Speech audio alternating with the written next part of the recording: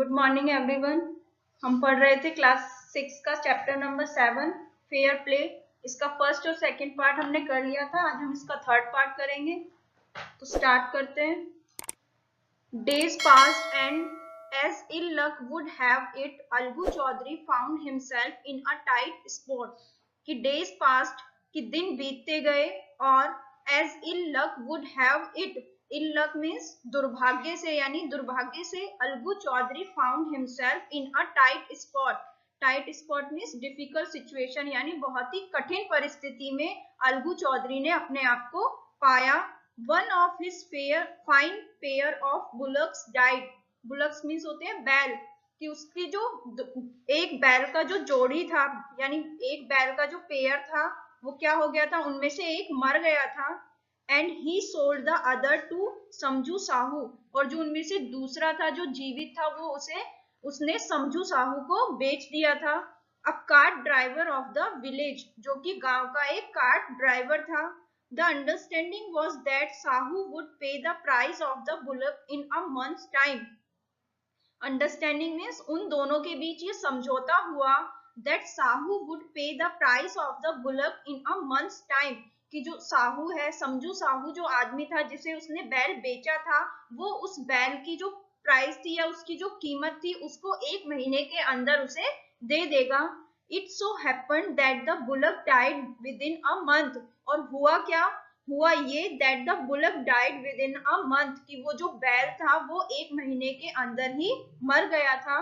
Several months after the bullocks death, कि उस bullock की मृत्यु के कुछ महीनों बाद Algu reminded Sahu of the money he had not yet paid. Algu reminded means होता है याद दिलाना। तो अलगू ने साहू को, समझू साहू को याद दिलाया of the money he had yet paid, जो कि रकम उसे चुकानी थी। Sahu got very annoyed. Annoyed means होता है नाराज होना। साहू बहुत ज्यादा नाराज हुआ या बहुत ज्यादा गुस्सा हुआ। I can't pay you a Penney for the wretched beast you sold me। wretched means होता है निकम्मा, नकारा। beast मीन्स जानवर। कि वो कहता है कि I can't pay you a penny, कि मैं तुम्हें इस नकारा या निकम्मे जानवर के लिए एक भी पैसा नहीं दूंगा। He brought us nothing but ruin, कि वो हमारे लिए कुछ नहीं लेकर आया लेकिन उसने हमें बर्बाद कर दिया या हमें नुकसान पहुंचाया। I have a bullock, मेरे पास एक बैल है। Use it for a month and then return it to me, कि तुम 1 महीने के लिए उसका इस्तेमाल करो, उसे प्रयोग में लो, and then return it to me, और फिर मुझे वापस कर देना।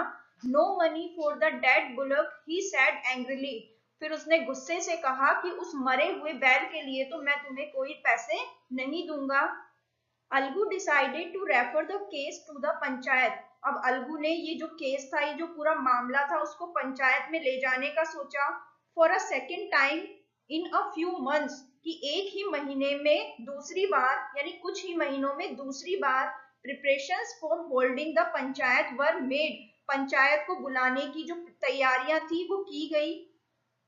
And both the parties started meeting people seeking their support. और जो दोनों पार्टीज थी, यानी जो दोनों दल थे, वो लोगों का सपोर्ट लेने के लिए, क्या करने लगे, लोगों से मिलने लगे। The panchayat was held under the old banyan tree. जो पंचायत थी वो वही पुराने बनियान ट्री, यानी ओल्ड बरगद का जो पेड़ था पुराना, उसी के नीचे हुई। Algu stood up and said, Algu खड़ा हुआ और उसने कहा, the voice of the panch is the voice of God, कि पंच की जो आवाज है वो ईश्वर की आवाज है। Let Sahu nominate the head panch, कि साहू को सरपंच का नाम नॉमिनेट करने दो या प्रस्तावित करने दो। I will abide by his decision. Abide means होता है स्वीकार करना, कि मैं उसके डिसीजन को या उसके निर्णय को स्वीकार करूंगा। साहू सा his chance and propose the name of Jumman. Sahu ने मौका देखा और उसने किसका नाम सजेस्ट किया, जुम्मन का। अलगूज हार्ट सैंक एंड ही टर्न पेल। और अलगू का जो हार्ट था वो सैंक, यानी एकदम से बैठ गया। एंड ही टर्न पेल, और वो एकदम फीका पड़ गया, यानी उसे समझ नहीं आ रहा था कि अब उसे क्या करना है। But what could he do, लेकिन वो कर भी क्या सकता था। The moment Jumman became head punch, he realized his responsibility as judge and the dignity of his office. The moment means होता है उस क्षण जब जुम्मन क्या बना था, हेड पंच यानी सरपंच के लिए उसका नाम नॉमिनेट हुआ था. He realized his responsibility as judge, उसे अपनी रेस्पॉन्सिबिलिटी यानी जिम्मेदारियों का एहसास हुआ एक जज होने के नाते या सरपंच होने के नाते, and the dignity of his office, और उसके जो पंच की यानी जो सरपंच था उसकी गरिमा का भी उसे एहसास हुआ कि वो इतने बड़े पद पर बैठकर कोई गलत फैसला नहीं कर सकता है. Could he seated in that high place have his revenge now, क्या वो इतने हाई प्लेस यानी इतनी ऊंची जगह पर बैठकर अपना बदला ले सकता है. ही थॉट एंड थॉट, वो इसके बारे में सोचता रहा और सोचता रहा. No he must not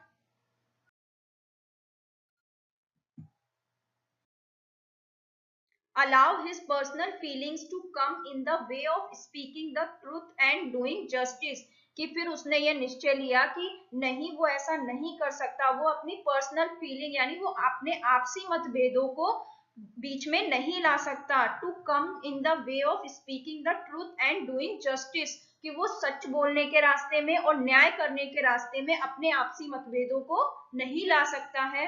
both Algu and Sahu stated their cases, Algu और साहू ने अपने अपने केसेस यानी अपने अपने मामले के बारे में बात की या बताया. They were cross examine and the case was considered deeply, उनसे क्रॉस एग्जामिन यानी उनसे सवाल जवाब किए गए, and the case was considered deeply, और उस केस के बारे में बहुत ही गहराई से सोचा गया. Then Jumman stood up and announced, और फिर जुम्मन खड़ा हुआ और उसने ये घोषणा की, it is our opinion that Sahu should pay Algu the price of the bullock. Opinion यानी विचार, कि इट इज आवर ओपिनियन, कि हमारा यह विचार है, that Sahu should pay Algu the price of the bullock, कि साहू को अलगू को जो बुलक का जो प्राइस है या उसकी कीमत है बैल की वो उसे देनी चाहिए. When Sahu bought the bullock, जब साहू ने बुलक को खरीदा था या बैल को उससे खरीदा था, it suffered from no disability or disease, तो उस बैल में कोई भी अक्षमता या फिर कोई भी बीमारी नहीं थी. The death of the bullock was unfortunate, कि बुलक की जो डेथ थी या जब वो बैल मरा था तो ये सब क्या था, दुर्भाग्य की बात थी, ये सब बहुत ही इल लक था. But Algu can not be blame for it, लेकिन अलगू को इसके लिए जिम्मेदार नहीं ठहराया जा सकता. Algu could not contain his feelings, Algu अपनी भावनाओं को ज्यादा देर तक नहीं छुपा सका.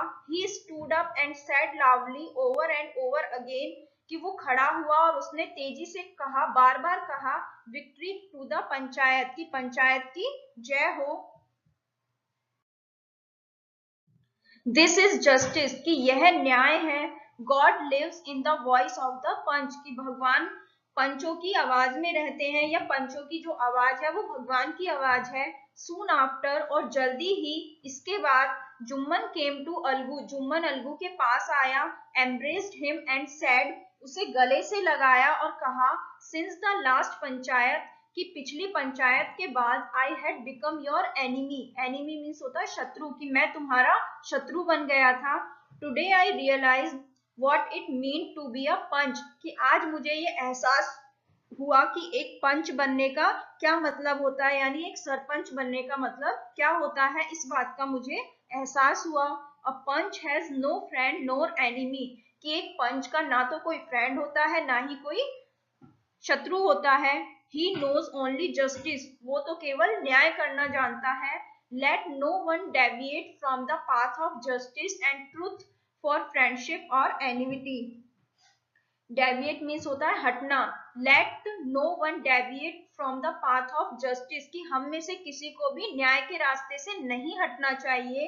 एंड ट्रूथ, और सच्चाई के रास्ते से भी. फॉर फ्रेंडशिप और एनिमिटी, कि इन सब चीजों को हमें अपनी मित्रता या शत्रुता के बीच में नहीं लाना चाहिए.